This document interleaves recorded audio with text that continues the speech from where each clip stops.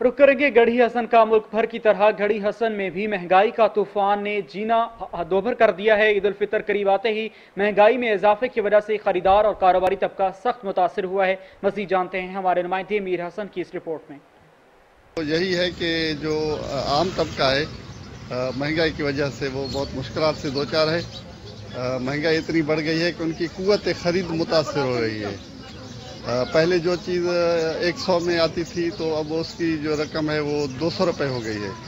तो जो आम तबका है, मजदूर तबका है, जो निचले तबके का शख्स है, वो इससे बुरी तरह मुतासर हो रहा है। और कारोबार तबका जो है, जो बिजनेस क्लास है, जो है, वो भी इससे बहुत मुतासर हुआ है।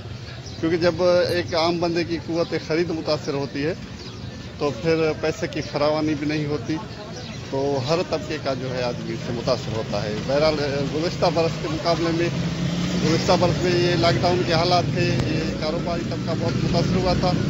और इस दफ़ा भी आप देख रहे हैं कि सिंध में ये लॉकडाउन हफ्ते में 2-3 दिन ये हो रहा है, तो इस वजह से भी खरीदो फरोख्त जो है मुतासर हो रहा है।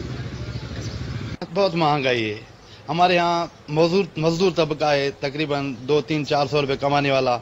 इधर सब चीज़ महंगी है। चीनी महंगी, आटा महंगा और घी महंगा, सब चीज़ें महंगी हैं। ये महंगाई जो है ना, ये हद से बढ़ाई गई है। ये ऊपर से इतनी महंगाई नहीं है। सिंध में जो महंगाई है, पंजाब में इतनी महंगाई नहीं है। पंजाब में कम चल रहा है। इधर 100 रुपये किला खंड का चीनी का चल रहा है और 250 में किला घी का चल रहा है, ऑयल का।